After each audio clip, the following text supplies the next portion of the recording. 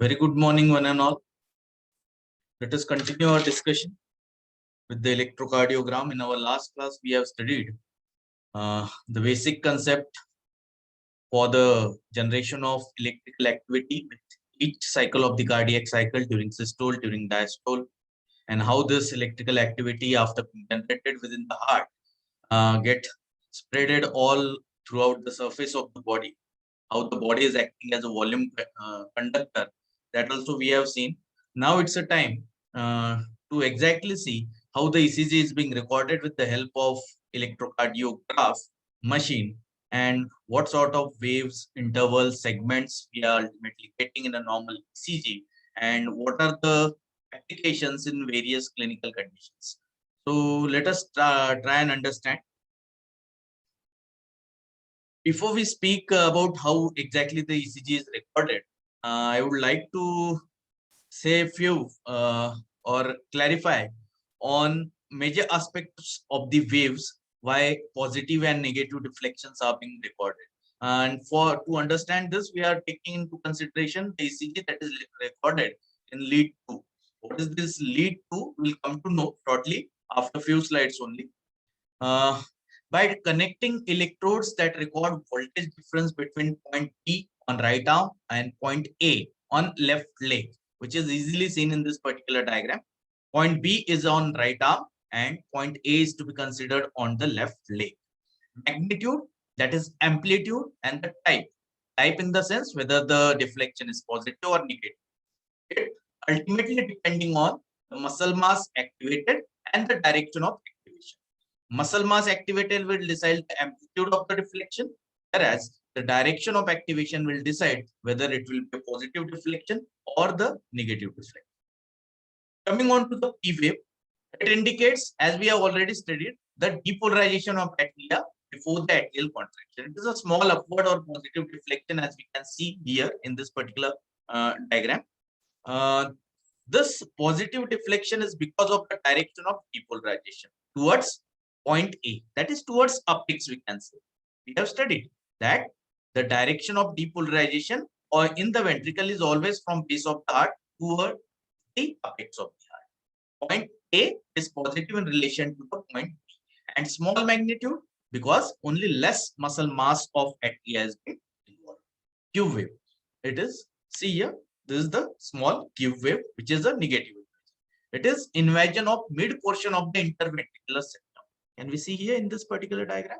The depolarization wave has reached to the ventricle, and the first part that undergo depolarization is the interventricular septum. That depolarizes left to right. Small negative wave due to less septal mass is activated and change in net direction of activation away from the point A, and that is why the negative small deflection is being recorded. R wave followed by the Q wave, there is a R wave. It indicates invasion of interventricular apex, as we can see here. The depolarization has reached to the interventricular apex, as well as the major portion of both the ventricles has been undergo depolarization. Positive, as the direction of depolarization is towards the apex, that is towards point A, and wave is big because of the activation of larger muscle mass of the ventricle.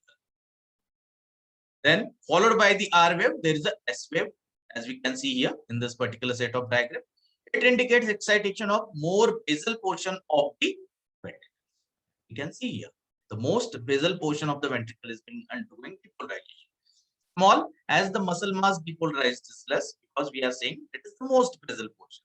And negative, as the direction of depolarization has now changed, and that is towards the base of the heart, that is towards the point B, we can see, or away from the point A, we can say. After the S wave, definitely T wave. What it represents? It represents the ventricular repolarization. It is larger as ventricular mass is more and positive in spite of repolarization. Why? As the process of repolarization is occurring from epicardium towards the endocardium, and that is away from the point A. And hence, the deflection that is recorded is a positive. Now, coming on to how exactly we are going to record the ECG. Causes of electrical activity in the body that we have already understood, that we are saying body is a volume conductor. Why? Why? Because heart is lying within the chest cavity. Surrounding the heart, there are many tissues which are having fluid, which is basically salt solution, and it is a great conductor of electricity. And that is why we can say body is a volume conductor. Waves in the ECG, whatever we are going to record, are nothing but the algebraic sum of action potentials of the individual cardiac muscle fibers. Let us get familiar with some of the technical aspects. This is the electrocardiograph. Whenever we are saying this term electrocardiogram or electrocardiography, there are three terms we are supposed to know. First is electrocardiograph, which is the machine. Second is procedure of recording electrocardiogram, which is the electrocardiography, and the record that ultimately we are going to obtain in the form of graph is the electrocardiogram. So electrocardiograph, electrocardiography, and electrocardiogram. These are the three different terms one should be aware of. There are two types of ECG machine, string galvanometer and radio amplifier. ECG is recorded on ECG paper, which is fitted in this particular machine. There are many varieties of machine, but basic fitting of the specific paper, which is specific for the recording of ECG, it is always there. It's a strip of graph paper, we can say, having vertical and horizontal line, as we can see here. These are the vertical lines, these are the horizontal lines, and each of the line is 1 millimeter apart. That means the distance between any two individual successive lines is 1 millimeter. Heavy lines every 5 minutes in both vertically and horizontally, as we can see here, every 5 minutes, vertically as well as horizontally. Small squares, 1 millimeter of 1 millimeter, and big square therefore is of 5 millimeter by 5 millimeter. The ECG paper is the heat sensitive plastic coated paper, and therefore the ECG is inscribed on this paper by a hot stylus. That means when the ECG paper is moving into the electrocardiograph and the stylus is becoming heated because of the passage of electric current, the stylus leaves a black marking on the surface of the. What are the recording conventions that are going to be utilized? ECG is recorded on a millimeter square graph paper, as we have already seen. This paper in the machine is moving at a speed of 25 millimeter per second, and therefore 1 millimeter on the x-axis is equal to always 0.04 second. On standard ECG paper, 1 millivolt is represented by a deflection of 10 millimeter. That is, on the vertical axis, we can say the amplitude 1 millimeter will be equal to 0.1. That means both amplitude and duration can be calculated by measuring the distance between the two vertical or the horizontal lines. If it is the horizontal line or the x-axis, it will reflect the duration, where 1 millimeter will be equal to 0.04 second, and if it is a vertical or the y-axis, it will reflect the amplitude in millivolt, and therefore 1 millimeter will be equal to 0.1 millivolt. This we have already seen in the last class. If an electrode is placed in such a way that the wave of depolarization is spreading towards the recording or the positive electrode, definitely the deflection that is being recorded will always be the positive or the upward deflection. And reverse will be the case. If the wave of depolarization is spreading away from the recording electrode, a negative deflection will definitely be. Coming on to the very important part, what is the various leads that ultimately we are going to use in the process of this electrocardiogram? The classification of leads. Two major classifications: direct leads and indirect leads. Direct leads, they are applied directly to the heart, and this is especially used during the various cardiac surgery. Then the indirect leads, which are of three different types: limb leads, chest leads, and esophageal leads. Limb leads, they are bipolar and unipolar. Bipolar, lead 1, lead 2, and lead 3, whereas unipolar, AVR, AVL, and AVF. Chest leads, they are always unipolar, V1 to V6. And the esophageal, E15 to 25, E25 to 35, E40 to 50. what this particular lead is recording. It is recording especially the right atrial activity, AV nodal activity, and posterior surface of the ventricular activity. Let us see all these classification of the leads in detail one by one, coming or starting with the limb leads. As I said, they are bipolar as well as unipolar. Bipolar limb leads, lead 1, lead 2, and lead 3. What do we understand by the term bipolar? It means that ECG is recorded from two electrodes which are located on different sides of the heart. That is, which are the different sides on the limbs, and thus a lead is not a single wire connecting from the body, but a combination of two wires and their electrodes to make a complete circuit between the body as well as the electrocardiograph, as you can see here in the diagram. It is a high speed. What is the electrocardiograph? It's a high speed computer based system with an electronic display. As we have seen, the bipolar limb leads are of three types: lead 1, lead 2, and lead 3. The positive terminal is the negative terminal of the electrocardiograph. Left arm is connected in lead 1 to the positive terminal, and the right arm is connected to the negative. And therefore, we can say lead 1 records the potential difference between left arm and the right.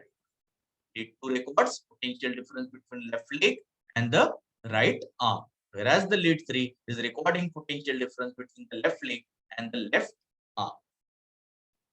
What is Einthoven's triangle? How zero potential is achieved? That has to be understood first. We are saying body, our body is a volume conductor. In a volume conductor, always sum of potential at points of an equilateral triangle with current source in the center of this triangle is zero all the times. This we all know. Similar triangle can definitely be approximated in our body by placing electrodes on right arm, and left leg. You can see here. Right arm, and left leg. Where current source, what is the current source here? Is the heart located in the center of this triangle. And this way, a similar triangle, equilateral triangle, we can say, is approximated in our. Two apices at the upper part of the triangle represents point at which two arms are connected directly. That means these are the apices of the equilateral triangle, and lower apex is the point at which the left leg connects with the fluids, and therefore it is the apex of the triangle. Einthoven's law. What is an Einthoven's law? It states that if the ECG are recorded simultaneously with three limb leads, that is in lead 1, lead 2, and lead 3 simultaneously, the sum of the potential recorded in lead 1 and lead 3 will always be equal to potential in lead. In short, lead 1 potential plus lead 3 potential will always be equal to lead 2 potential. If the electrical potential of any of the three bipolar limb leads, if the electrical potential of any two of the three bipolar limb leads are known at any given instant, the third one can definitely be determined by simply summing up the first. Definitely here, we'll have to take into consideration the positive and negative side. And after this consideration, whatever calculation will be coming, that will be showing us that lead 2 potential is always equal to potential of lead 1 plus potential of lead, which proves the Einthoven's law. Let us prove this Einthoven's law by taking certain example. Here, we can say if the right arm is minus 0.2 millivolt negative with respect to the average potential in the body, as we can see here. Left arm is plus 0.3 millivolt and left leg is plus 1 millivolt. Then if we calculate the lead 1 potential, which is the potential difference of left arm and right arm, if we calculate this, it ultimately comes positive or plus 0.5. We are taking into consideration the plus and minus. So ultimately the result is, what is the potential of lead 1 0.5, and that is plus. In lead 2, which records potential difference between left leg and right arm. See here, it is plus 0.1, 0.2. And in lead 3, which records potential difference between left leg and left arm, it ultimately comes plus 0.7, as we can see in the diagram. And now, according to our Einthoven's law, if we calculate this lead 2, which is we are getting here plus 1.2, lead 1, which is we are getting here plus 0.5, and lead 3 plus 0.6. If we sum up these two with the positive and negative signs in consideration, we come to know that lead 1 and lead 3 is equal to lead. Same triangle, which is approximated in our body. Right arm, left leg, depending on the positive and negative terminal of the electrocardiograph, lead 1, lead 2, and lead 3. Normal ECG recorded from the 3 standard bipolar leads. See here, lead 1, lead 2, and lead 3. This is the overall picture of the recording that we are going to take in all the 3 bipolar leads. What is our observation? They are all similar to one another. Why? Because they all are recording positive P wave, positive E wave, and positive major portion of the QRS in all the 3. Also, at any given instant, if we see the sum of potential in lead 1 and lead 3, it is equal to potential in lead, which also proves the or confirms the validity of the Einthoven's law. And this makes us to say that whatever recording we are getting in lead 1, lead 2, and lead 3 are all the same. And the recording from all bipolar limb leads are similar. It doesn't matter which lead is to be recorded when one wants to diagnose different cardiac.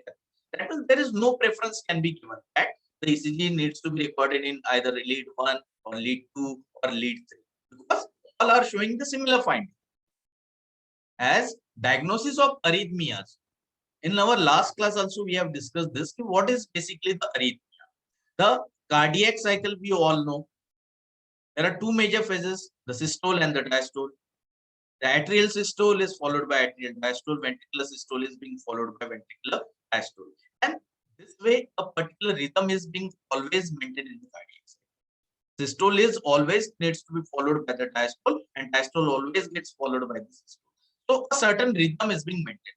Whenever, because of any reason, this rhythm is disturbed in terms of the duration of systole and the diastole, it is set to the arrhythmia. As the diagnosis of arrhythmia depends mainly on the time relation between the different waves of the cardiac cycle, not change in pattern of the waves of the electrocardiogram. However, it matters greatly which leads are recorded to diagnose damage in the ventricular or atrial muscle or the Purkinje conducting system. Why? Because in this particular situation, abnormalities of the cardiac muscle contraction and cardiac impulse conduction change the pattern of the waves that we are getting into the ECG markedly. In some of the leads, these pattern can be very nicely observed as compared to the other leads, and therefore a specific lead recording becomes an essential part during such cases. What is most commonly used lead is lead 2, many times, with electrodes on right arm and left leg. That means we can say it is giving recording potential difference between the right arm and the left leg. It is the most useful for detecting cardiac arrhythmia, as it lies close to the cardiac axis. That is overall direction of the electrical movement, or we can say the movement of the depolarization, towards movement of the depolarization, and therefore it allows the best view or best recording, we can say, of the P wave and R wave as compared to lead 1 and lead 2. After considering the bipolar limb leads, it is augmented unipolar limb leads. Here, one electrode. What is augmented unipolar limb leads? Here, only one electrode is active. In bipolar limb leads, there were 2 electrodes from which we are recording the ECG. Here, only one electrode is active and the other one is indifferent. Because only one electrode is active and is recording the ECG, the amplitude of the voltage is less. Then how the voltage amplitude can be augmented? This voltage amplitude, which is less, can be augmented by disconnecting the limb to which the positive electrode is placed. Two limbs are connected through an electrical resistance of 5000 ohm to the negative terminal of electrocardiograph, and thus, depending on the limb which is connected to the positive terminal, the lead will be labeled as AVR. That means the right arm is connected to the positive terminal. AVL, that means the left arm is connected to the positive terminal, and AVF, that means the left foot is connected to the positive terminal of the electrocardiograph. Whatever augmentation we are talking about, it occurs by about 15%. Because of this, disconnecting the two limbs through a resistance of 5000 ohm. Normal recording of augmented unipolar limb leads are all similar to the standard limb leads recording, except, as we can see here very nicely, AVL and AVF are very similar, but in AVR, all the waves we can see they are negative. Here they are positive deflections. Why it is so? Typically, anything going away from the positive lead or away from the direction of the depolarization, it results in negative inversion or negative deflection that we have already studied. In AVR, what is happening? In AVR, which is placed at minus 150 degrees from the transverse plane. Can we see here? This is a transverse plane.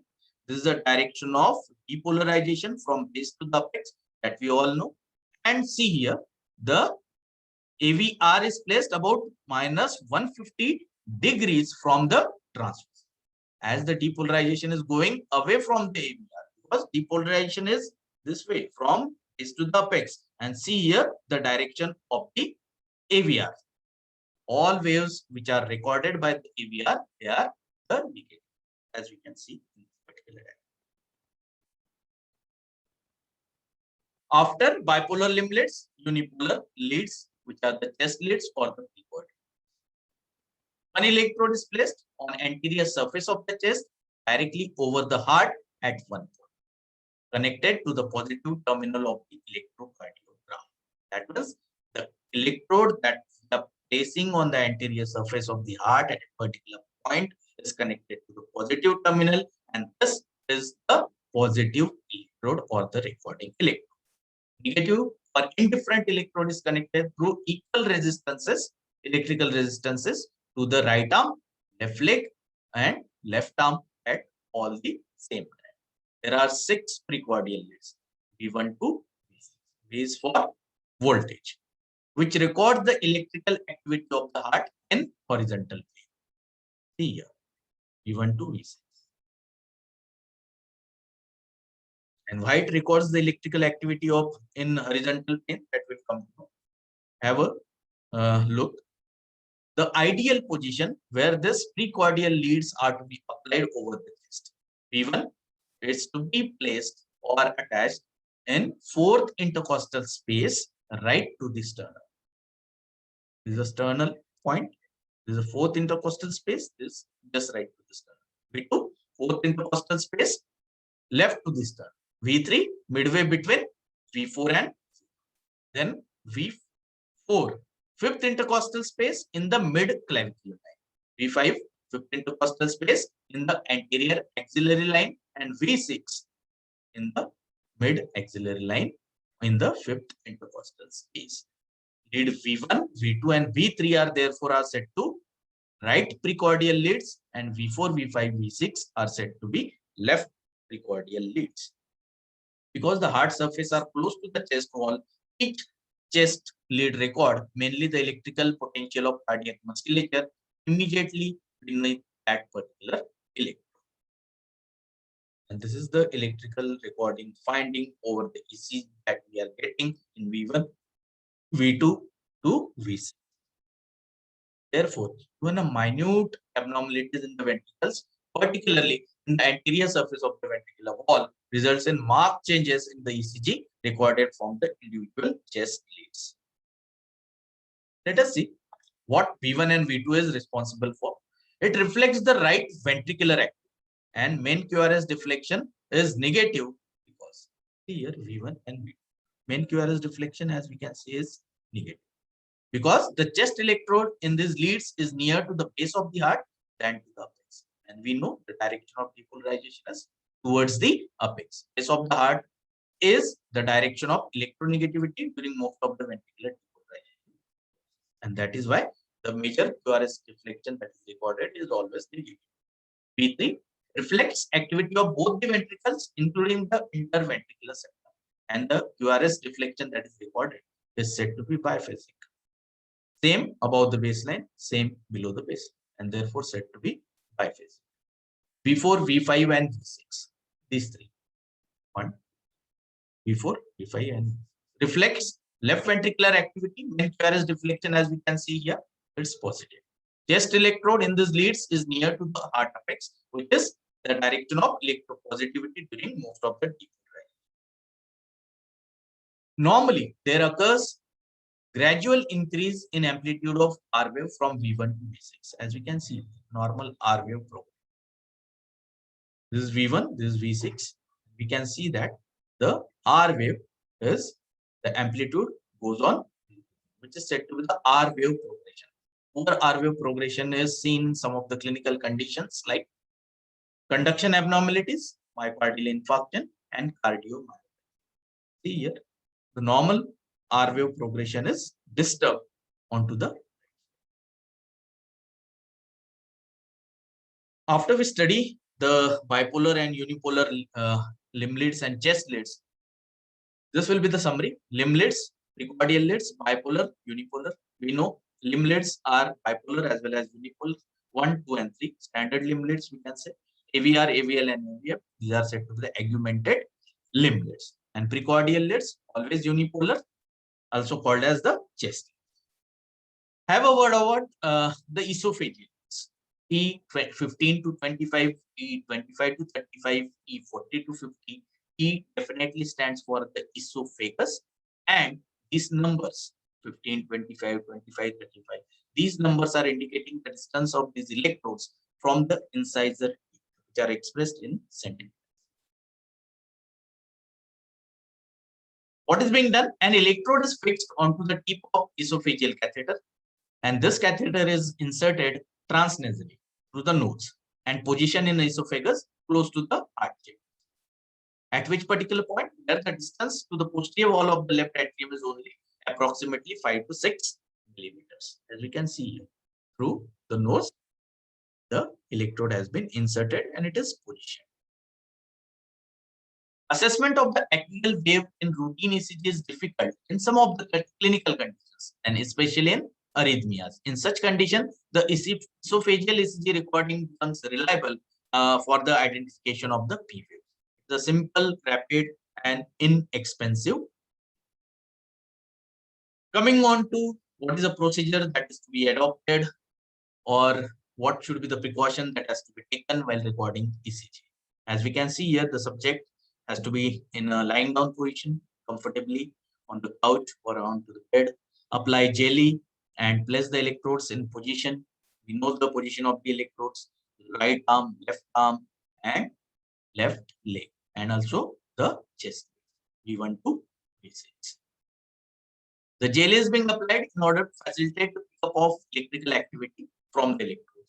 Switch on the machine and adjust the stylus in the center of the calibration of the sensitivity of the recording stylus. That means the stylus should move up and down, but it should not overshoot the margins of it. Otherwise, the recording, whatever we are going to obtain on the ECG paper, it will go above the margin of the paper or below the margin of the paper. That will not give the correct recording. Adjust the lead selector knob for recording limb leads. Definitely, particular whether you want to record ECG in lead 1, lead 2, or lead 3, V1, V2, or V3, AVR, AVL, or AVF, that particular knob you will have to select. Place the precordial leads in appropriate position. Study the ECG and give your interpretation about the ECG, whether it is normal or it is showing certain signs of certain abnormal conditions. What will be the features of good ECG? After being recording the ECG, after you have a particular set of ECG in the form of graph paper with you, which particular ECG we are going to say as good. At least 3 complexes needs to be recorded in each lead. That means if you are recording ECG in bipolar limited 1, make sure that minimum 3 complexes you are recording. Similar way in lead 2 and lead 3. Similar way in V1, V2, and up to V6. Baseline should remain stable. It should not be in a zigzag manner. No interference has to be there by the alternating currents. Recording should not overshoot the margins of the paper, as we have already said. This is the ECG that we get in lead 2, showing various waves, various intervals, and various segments. Let us see one by one. What are the waves that we are ultimately going to get? P wave, QRS complex, where Q wave is different, R wave is different, S wave is different, and it is usually recorded as a complex. T wave. Sometimes, apart from the T wave, one more wave is recorded, which is set to the U. Intervals, as we can see here, the duration between the 2 waves, we can say, are interval as such, QRS interval, QT interval, and ST. And the segments, these are said to be the conduction time, we can say, from either atria to the ventricle. Let us see one by one the various waves and the segments. Starting with the P wave. What we can observe about the P wave, it is upright, rounded wave, positive deflection. What is the cause of P wave? We have already number of times discussed this. It is depolarization of the atria before the atria undergo contraction. The normal duration is always 0.09 to 0.12 second, and amplitude, that is height, is 0.2 millimeter.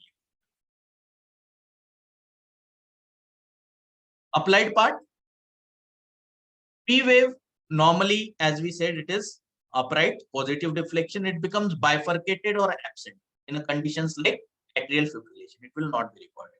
Bifid or biphasic, as you can see here. Bifid or biphasic. It splits into 2 parts. And tricuspid stenosis on right side and prolonged, as we can see here, 160 milliseconds. Normal duration is maximum 0.12 second. It is becoming 0.16 second. Prolonged in mitral stenosis in the left side. What do we understand by stenosis? Whenever we are talking about the walls of the heart, the 2 terms always we need to be familiar with, that is stenosis and the regurgitation. What is stenosis? Tricuspid valve, as we all know, is on the right side of the between the right atrium and the right. Whereas the mitral is on the left side. The left-sided atrium ventricle. What is stenosis? This wall has got certain diameter, and when this diameter, because of any reason, I am saying, undergo constriction or it becomes narrowed down, it's said to be a stenosis. If it is occurring at tricuspid wall, it will be tricuspid. If it is occurring at the mitral wall, it will be mitral stenosis. Regurgitation. What is regurgitation? We know these walls, they are guarded with the leaflets. The capacity of the leaflets to close or open the wall, in case because of any of the condition it gets altered, it causes regurgitation. We know from the ventricle, the blood never goes into the atria because the walls are getting closed, because the leaflets are getting closed on either right or left. In case the ability of these leaflets of the wall is less or decreased, in order to completely close this wall, when the ventricles are contracting, some of the blood is getting again flowed back into the atrium, which is said to be the regurgitation. Coming on to after P wave, QRS complex. This particular larger and spiked than the P wave, definitely. Cause ventricular depolarization before the ventricles contract. Duration 0.06 second, 0.12 to 0.12 second. Amplitude is 1.5 to 2 millivolt. Right? Low amplitude. Can we see here the QRS complex, which is of very low amplitude, low voltage, seen in conditions like myxedema, pericardial effusion, and certain cardiomyopathies. high amplitude. See here, very much higher in amplitude or in the voltage whenever there is ventricular hypertrophy. Prolonged more than 0.12 second in various degrees of heart block. What are the degrees of heart blocks that we are coming to know in the next session of this particular ECG class? Narrow, less than 12 seconds, it reflects rapid activation of ventricles via the normal east Purkinje system. See here, narrow QRS complex. What is Q wave? Invasion of, it indicates invasion of the mid portion of the interventricular septum by depolarization, which we have already seen. What is the normal duration? 0.04 second, amplitude is 0.2 millivolt. If this Q wave amplitude or height is 25% more than the height of R wave, or it is more than 0.04 second in duration, it is always considered as pathology. And this is a characteristic feature in some of the clinical conditions like angina, hypertrophy of the heart, and cold myocardial infarction. Angina is nothing but the chest pain which is initiated because of ischemia or infarction of the heart. R wave, it indicates invasion of interventricular apex and major portion of both the ventricles. It coincides with the onset of ventricular. This is the R wave. S wave, it indicates excitation of more basal portion of the ventricle. After QRS complex, E wave. Can we see here? Again, it is a rounded positive wave cause slow repolarization of the ventricle. We have studied all the things, why it is slow repolarization and why it is a prolonged. Duration is 0.27 second, amplitude is 0.5 millivolt. Let us consider some of the applied aspects. Tall T wave, as in case of hyperkalemia. Can we see here? The T wave is very much tall as compared to the normal. See here, the normal T wave. Here it is very much tall. It is seen in some of the conditions like hyperkalemia, acute myocardial infarction. Inverted T wave, can we see here? It is inverted, negative deflection. In cases of coronary ischemia, left ventricular hypertrophy, certain disorders of the central nervous system, in young children, deep inspiration, bundle branch block, myocardial infarction, digitalis toxicity are the reasons where we can get this T wave as a negative inversion or the inverted. It becomes hyperactive, very much. Sometimes it is seen in acute myocardial infarction. As I said, sometimes a rare wave is also recorded, that is the U wave after the T wave. A small positive deflection. And it is because of the repolarization of the capillary muscle or the Purkinje fibers. If it is there, the duration will always be 0.08 second and amplitude is very less, that is 0.2 millivolt. Upright, it becomes inverted. Myocardial ischemia, left ventricular volume. As we can see here. And it becomes prominent in hypokalemia. And we see here, very prominent. What is the condition where it becomes prominent? Hypokalemia, hypocalcemia, hypomagnesemia, hypothermia, raised intracranial pressure, left ventricular hypertrophy, and hypertrophic cardiomyopathy. After studying in detail all the waves, T, QRS complex, T wave, and U wave, and their clinical application, their applied part, in what condition they get altered, it's now time to get familiar with the various intervals. And we are starting with the PR interval or the PQ interval. It reflects the atrial depolarization plus conduction time from SA node to the ventricle. Can we see here? It is recorded from the start of P wave to the end of this Q wave, and therefore it is set to the PQ interval. And why PR? Either it is recorded from start of P wave to the start of or the peak of R wave, we can say. Then it becomes the PR interval. Not what is normal and what it is reflecting. Atrial depolarization. We know this is the wave is because of atrial depolarization, and then from the atria, the impulse is conducted to the ventricles, and therefore conduction time, overall conduction time from SA node to the ventricles. Because in order to reach to the atria, impulse has to travel from SA node to the atrial muscle and then from atrial muscle to the ventricle. Normal duration is 0.12 to 0.20 seconds. When the duration goes more than 0.20 seconds, first degree heart block, it is said. As we can see here, the duration is of the PR interval is increased and therefore it is said to be the first degree heart block. When it is between 0.25 to 0.45 seconds, the condition is said to be the second degree heart block. See here, the duration of Q interval or the PR interval has increased too much, where it is more than 0.25, 0.45 seconds. And when this is the observation in ECG, it's the second degree of heart.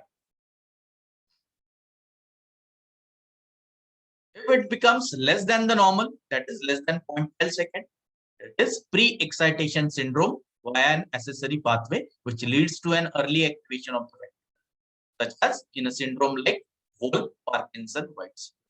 See, this is a normal pathway of conduction of the impulse, as we can see here. From SA node, interatrial, and then through the AV node, it is going into the ventricle. And see here, certain accessory pathway has been initiated that causes the early activation of the ventricle.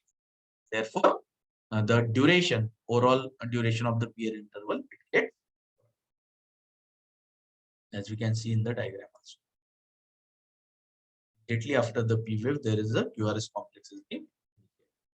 So the duration of PR interval is QRS interval, interval of QRS complex. That is from the start of Q wave to the end of S wave, we can say 0.06 to 0.12 seconds. QT interval from the start of Q wave to the end of T wave. This is the QT interval. It indicates total time needed for ventricular depolarization as well as repolarization. Because we know the Q wave starts when the ventricles are undergoing depolarization and T wave is showing the ventricular repolarization, and therefore when it ends, the repolarization is set completed. And therefore we can say it is indicating total time which is needed for ventricular depolarization and repolarization. The normal duration is 0.40 to 0.43 seconds. And as I said, it is measured from the beginning of Q wave to the end of T wave. After that, the ST interval from the end of S wave to the end of T wave. What it is indicating? Ventricular repolarization. And the normal duration is 0.32 seconds, measured from S wave, that is end of S wave to the end of T wave. It is prolonged in certain cases of myocardial infarction. After the intervals, coming on to the segments. PR segment or the PQ segment, as we can see here. PQ segment and this is the PR segment. What is this? It is recorded from the end of P wave to the beginning of Q wave or the peak of R wave, we can say. It is a brief 0.04 second isoelectric period following the P wave. Why isoelectric? Because no deflection is being recorded in the ECG during this particular period. It indicates the conduction of excitation from atria to ventricles. During this is the time from where the impulse is being conducted from atria to the ventricle. And when it is placed to the ventricle, there occurs the creation of QRS complex. Depression of PR segment. Can we see here? PR segment, this is a normal one. This is the depressed. That is much below the baseline. Atrial injury and cases of pericarditis are always associated with the finding in ECG, that is PR segment depression. After PR segment, ST segment. We see here ST segment from the end of S wave to the start of T wave, measured from the end of S wave to the beginning of T wave, 0.08 to 0.12 second. Normally has slight concavity upwards, flat or depressed ST segment, as we can see here. Is flat or depressed in coronary ischemia and elevation of the ST segment, as we can see here from the baseline. It is seen in acute myocardial infarction and acute pericarditis. The last segment is TP segment. Definitely, it is a segment or the isoelectric period which is measured from the end of T wave to the beginning of T wave of the next cardiac cycle. It indicates the polarized or the inactive state of the whole heart, because during this period, none of the reflection is being recorded in the, and therefore its duration is inversely proportional to the 0.2 second at heart rate whenever it will be in the normal range, that is, we can say 72 beats. What is J point? Can we see here J point? Point of no electrical activity, it is between end of S wave and the beginning of ST segment. This end of S wave, and this is the beginning of ST segment. This particular point, the end of S wave and beginning of the ST segment is said to be the J point, and it indicates the point of no electrical activity between end of S wave and beginning of ST segment.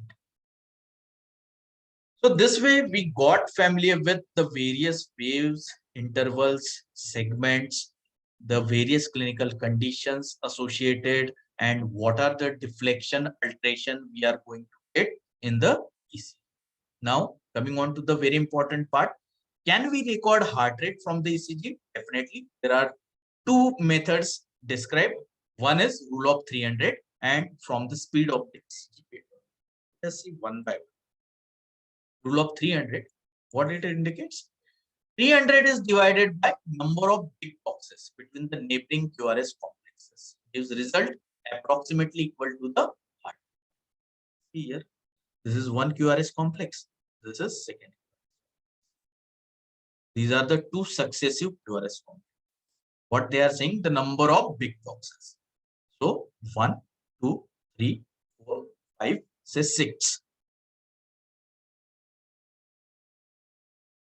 If we divide 300 by this 6 boxes, how much we are getting? 50. So heart rate is approximately 50 beats per minute. Similar way, if the number of boxes are 4, see here, one QRS complex and the successive QRS complex. One big square, second big square, third, and the fourth. 75. Big square, these are the QRS complexes, very successive. 1.5 square, the heart rate is 200 beats per minute. I hope you are getting this, how we are calculating by the rule of 300, the heart rate. See here, that means whenever the number of big boxes between the two successive QRS complexes are from 1 to 6, and we divide it into the 300, the heart rate is, if it is one box between the two successive QRS complex, definitely the heart rate is 300. If it is 2, 150, 300, 475, and this way. Second method is with the speed of ECG paper. We have said in the ECG machine or the electrocardiograph, the graph paper is moving with the speed of 25 millimeter per second. That means we can say it is 1500 millimeter in 1 minute. Heart rate is calculated 1500 divided by distance between two successive R wave in millimeter. This is the R wave. We count these vertical lines between these two successive R waves. These lines, suppose these are 10, the distance between the two successive R waves become 10 in millimeters. If it is 20, the distance between the two successive R waves in millimeter by calculating the vertical lines between the two successive R waves. If they are 20, the calculation says that the heart rate is 75 beats per minute. With this, we comes to an end of how the ECG is to be recorded, what precautions are to be observed, what particular ECG can be labeled as good ECG, what is the classification of leads, what is the peculiarity of each and every lead, what is Einthoven's triangle, how the zero potential is being achieved, what is the Einthoven's law, then why the augmented limb lead is called augmented, and why the recording we are getting in AVR, that is inverted one, what is V1 to V6, how they are recording the activity of the heart, that is from most anterior portion of the ventricles. V1 to V3 is the left ventricular or precordial leads, and V4 to V6 are the right precordial leads. Then we came to know the various waves, P, QRS complex, and T, and sometimes U. What is their normal duration? What is their normal amplitude?